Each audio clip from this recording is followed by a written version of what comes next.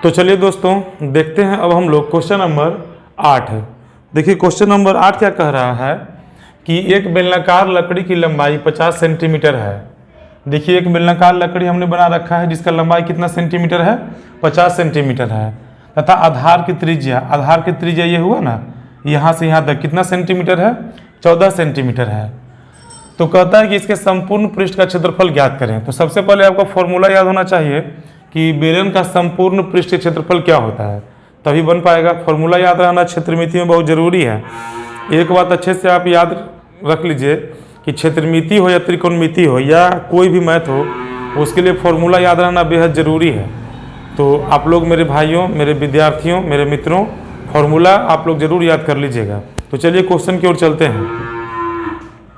हमें यहाँ पे क्या क्या प्राप्त है, बेलनाकार लकड़ी की लंबाई, तो यहाँ पे लिख देंगे बेलनाकार, आराम से देखिए, बेलनाकार लकड़ी की लंबाई को L से सूचित करते हैं और ये हो जाएगा 50 सेंटीमीटर, है ना। आधार की त्रिज्या कितना दे रखा है, आधार की त्रिज्या यानी कि स्मॉल r बराबर दे रखा है 14 सेंटीमीटर। तो हमसे पूछ रहा है संपूर्ण पृष्ठीय क्षेत्रफल। तो यहाँ से हम लोग प्राप्त करते हैं, तो लिखते हैं बेलनाकार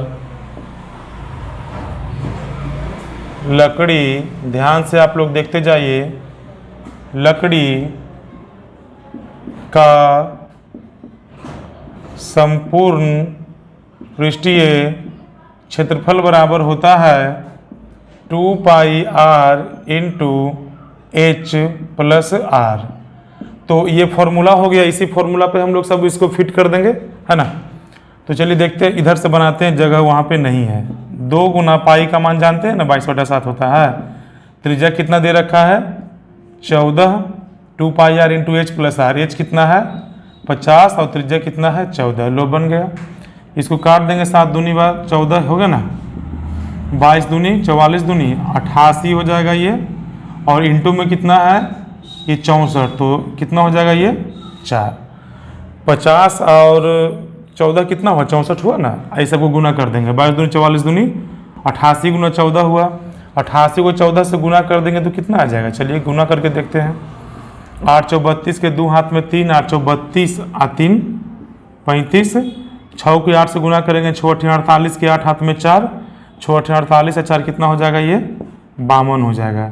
2 8 5 13 के 3 हाथ में 1, 3 2 5 1 6, ये 5। तो उत्तर आ जाएगा 5632 सेंटीमीटर स्क्वायर, यही उत्तर आना चाहिए। तो चलिए दोस्तों देखते हैं अब हम लोग क्वेश्चन नंबर 9। क्वेश्चन नंबर 9 क्या कह रहा है कि यदि आपको इन आकृतियों को कागज से पूरा ढकना हो तो कम से कम कितने कागज की आवश्यकता होगी।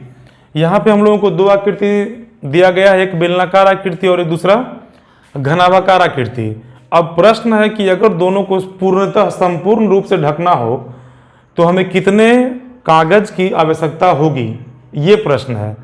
अब संपूर्ण रूप से अगर यदि ढकना है तो साधारण सी बात है कि दोनों का संपूर्ण पृष्ठीय क्षेत्रफल निकालेंगे। अब इसके लिए पहला बात तो हमेशा हम ये बताना चाह रहे हैं कि क्षेत्रमिति के प्रश्नों को बनाने के लिए आपको फॉर्मूला याद होना बहुत ज़रूरी है। फॉर्मूला याद जरूर कीजिएगा। तो ये बेलनाकार भाग है, बेलनाकार आकृति है, और ये घनाभाकार आकृति है। अब दोनों का हम लोग निकालेंगे संपूर्ण पृष्ठीय क्षेत्रफल, क्योंकि पूर्ण रूप से ढकना है, इसीलिए संपूर्ण निकालेंगे।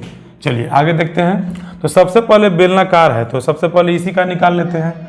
तो बेलनाकार आकृति में हमें क्या क्या मालूम है, त्रिज्या और ऊंचाई दोनों मालूम है। तो सबसे पहले लिख देंगे बेलनाकार आकृति के लिए, बेलनाकार आकृति के लिए, बेलनाकार आकृति के लिए हमें क्या क्या मालूम है। हमें यहाँ पे मालूम है ऊंचाई बराबर 15 सेंटीमीटर और साथ में क्या मालूम है, त्रिज्या बराबर। आर बराबर कितना सेंटीमीटर है, 7 सेंटीमीटर। तो संपूर्ण इसका याद है फॉर्मूला, अगर याद नहीं तो देखिए ध्यान से। तो बेलन का संपूर्ण पृष्ठीय क्षेत्रफल बराबर 2 pi R into H plus R, ये होता है ना। अब इस पर सारे चीज़ों को बैठाइए। ऊंचाई कितना है 15 सेंटीमीटर और त्रिज्या कितना सेंटीमीटर है 7 सेंटीमीटर। पाई का मान कितना होता है 22/7। चलिए देखिएगा 2 गुना 22/7 गुना त्रिज्या कितना रहा है ये 7, एच प्लस आर मतलब 15 प्लस में 7 हो जाएगा, ये 7 से 7 कैंसिल हो जाएगा। 22 दूना कितना हुआ 44, गुना में कितना हो गया 17, 15 7 22, ये हो गया 22। अब इसको गुना करना पड़ेगा, चलिए गुना कीजिए। 2288 के 8, हाथ में 8, 2288 8 कितना हो जाएगा 96, 968 सेंटीमीटर स्क्वायर कागज का जरूरी पड़ेगा इसके लिए, बेलनाकार के लिए। तो ये इसका आंसर हो गया है ना। अब उसका देखते हैं वो कौन सी आकृति है। जैसा कि आप जान रहे हैं ये घनाभ की आकृति है ना, तो घनाभ का संपूर्ण पृष्ठीय क्षेत्रफल निकालना पड़ेगा, है ना। तो ये हो गया दूसरे लिए, दूसरा फिगर हो गया घनाभाकार आकृति के लिए। घनाभाकार आकृति के लिए ध्यान देते रहिएगा। घनाभाकार आकृति के लिए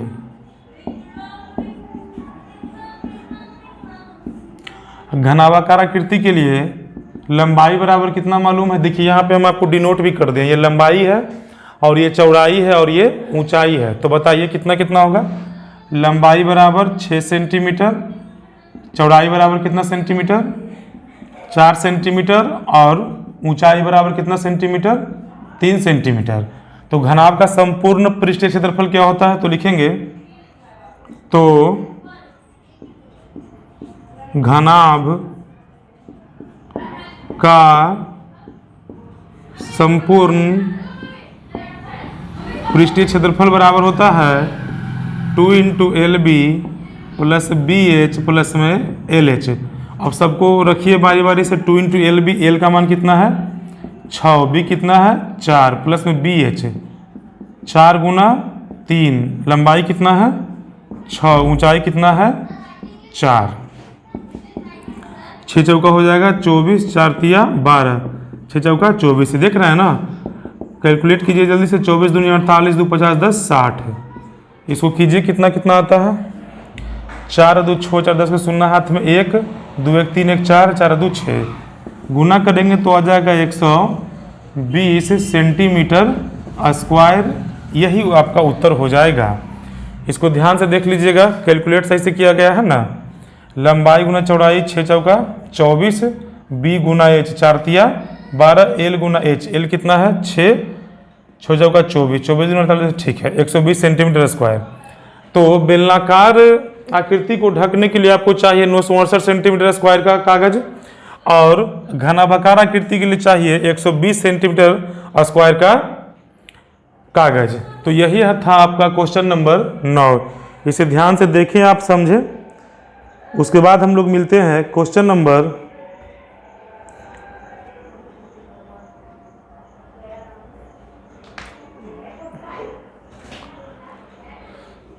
ध्यान दीजिए, ये तो सही से बना हुआ है ना। आंसर आपको कितना दे रहा है बुक में देखना होगा। आंसर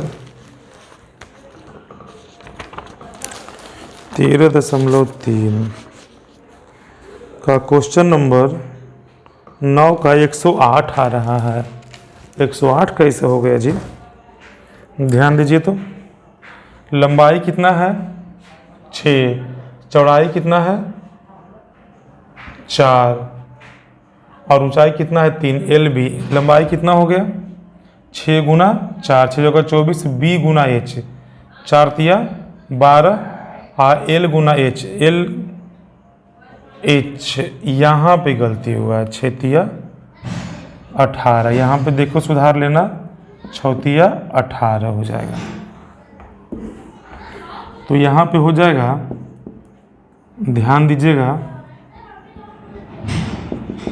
2 इंटू 8 2 10 4 14 के 4 हाथ में 1 1 1 2 1 3 3 2 5 54। तो ये हो जाएगा 108 सेंटीमीटर स्क्वायर आंसर, है ना। तो यही उत्तर होगा 108 सेंटीमीटर स्क्वायर। ध्यान दीजिएगा यहाँ पे मिस्टेक हो गया था, इसको देखिएगा, ये ऊंचाई है 3 सेंटीमीटर होगा। तो ये हम लोग कर लिए हैं क्वेश्चन नंबर 9।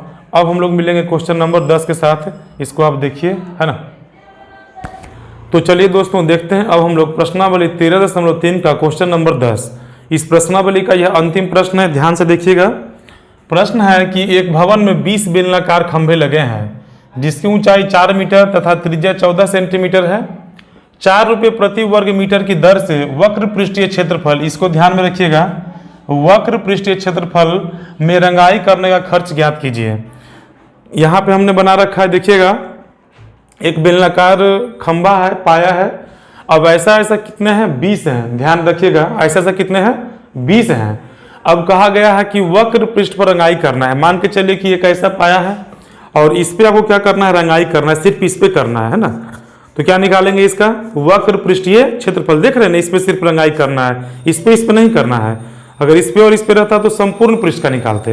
हालांकि प्रश्न में तो क्लियर कर ही दिया है कि वक्र पृष्ठीय क्षेत्रफल पर रंगाई करना है। तो चलिए निकालते हैं। तो 1 का निकालेंगे, 20 से गुना कर देंगे। सबसे पहले 20 का, आपको 20 बेलनाकार खंभे का वक्र पृष्ठीय क्षेत्रफल ज्ञात करना पड़ेगा। जो जो दे रखा है उसको पहले लिख देते हैं। बेलनाकार खंभे की ऊंचाई बराबर कितना है? ध्यान दीजिएगा, बेलनाकार, देखते रहिएगा ध्यान से, खंभे की ऊंचाई बराबर है 4 मीटर और साथ में त्रिज्या बराबर है 14 सेंटीमीटर। अब यहाँ पे ध्यान दीजिएगा कि आपको पैसा जो बोला है 4 रुपये प्रति वर्ग मीटर बोला है, लेकिन यहाँ पे हम लोगों को सेंटीमीटर है। तो सेंटीमीटर को मीटर में चेंज करने के लिए क्या करते हैं? 100 से कर देते हैं भागा। तो बराबर में कितना हो जाएगा? 14/100 मीटर। ये हो गया, इसको रहने दीजिए, कैलकुलेशन के समय में हमें काफ़ी मदद करने वाला है। तो फिर है वक्र पृष्ठीय क्षेत्रफल। अच्छा, संख्या कितना है इसका? बेलनाकार खंभों की संख्या बराबर क्या लिख देते हैं? 20 ना। चलिए लिख देते हैं यहाँ पे, बेलनाकार खंभों की संख्या बराबर है 20। चलिए अब निकालते हैं। तो इसका निकालना पड़ेगा वक्र पृष्ठीय क्षेत्रफल। लिखेंगे बेलनाकार खंभा का वक्र पृष्ठीय क्षेत्रफल बराबर होता है 2πr/h, होता है ना। लेकिन ये कितने हैं? 20 है। तो क्या कर देंगे? 20 से यहाँ पे हम लोग गुना कर देंगे, 20 का निकालना है। तो लिख देंगे 20 गुना 2πr/h। ध्यान दीजिएगा, 20 का निकालना, इसीलिए हमने क्या कर दिया है? 20 से गुना कर दिया है। तो 20 गुना 2 गुना पाई का मान कितना बाबू? 22/7। त्रिज्या कितना? देखो हम लोग त्रिज्या निकाले थे ना, सेंटीमीटर को मीटर में बदले थे। तो क्या हो जाएगा यहाँ पे? 14/100। ऊंचाई कितना है? 4। अब इसको कैलकुलेट करके जो आएगा, चलिए देखते हैं। ये तो 7 दूनी 14 कैंसिल हो जाएगा। अब यहाँ पे देखते हैं ऊपर में कितना कितना बचा है। 20 गुना 2 गुना 22 गुना 2 गुना 4 बटा में कितना हो जाएगा? 100। 20 25 100 काटिएगा तो चक्कर में पड़ जाइएगा, रहने दीजिए, सबको ऊपर वाले से गुना कर दीजिए। चलिए देखिए, 20 दूनी 40 दूनी 80, ऊपर में कितना हो जाएगा? 80। 20 दूनी 40 दूनी 80, अब 22 चौका 88 बटा में कितना हो जाएगा? 100। अब गुना कीजिए, कितना आता है? 8 0 0। इसको गुना करेंगे तो हो जाएगा कितना? 8 8 64 के 4 हाथ में 6, 8 8 64 से कितना हो जाएगा? 70 बटा में कितना हो जाएगा? 100। 0 0 कैंसिल, मतलब हम लोग को आ रहा है 70.4 मीटर स्क्वायर, है ना। क्या रहा है? Metre square answer. गर्मी भी काफ़ी है। ध्यान दीजिएगा, क्षेत्रफल हम लोग प्राप्त कर लिए 70.4 मीटर स्क्वायर। अब क्या होगा यहाँ पे देखिएगा, ध्यान दीजिएगा, अब हम लोग कह रहा था कि 4 रुपये प्रति वर्ग मीटर की दर से वक्र पृष्ठीय क्षेत्रफल में रंगाई करने का खर्च है। अब कह रहा है कि 1 मीटर स्क्वायर रंगाई कीजिएगा ना तो 4 रुपया लगेगा, तो इतना मीटर में कितना लगेगा, तो लिख देंगे चूंकि 1 मीटर स्क्वायर बराबर कितना खर्चा होता है, 4 रुपया, है ना, इसीलिए कितना है 70.4 बराबर में कितना हो जाएगा 70 ये मीटर स्क्वायर लिखिएगा तो ठीक रहेगा, मीटर स्क्वायर बराबर 70.4 गुना में 4, इसको गुना कीजिए कितना आ जाएगा 416 के 6 हाथ में 1 और ये कितना हो जाएगा 281, तो 281.6 रुपया आंसर हो जाएगा। यही आपका फाइनल आंसर हुआ। तो यहाँ हम लोग सारे प्रश्नों को हल कर लिए हैं, 13.3 का सारा क्वेश्चन हम लोग कर लिए हैं, 1 से लेकर के 10 तक के।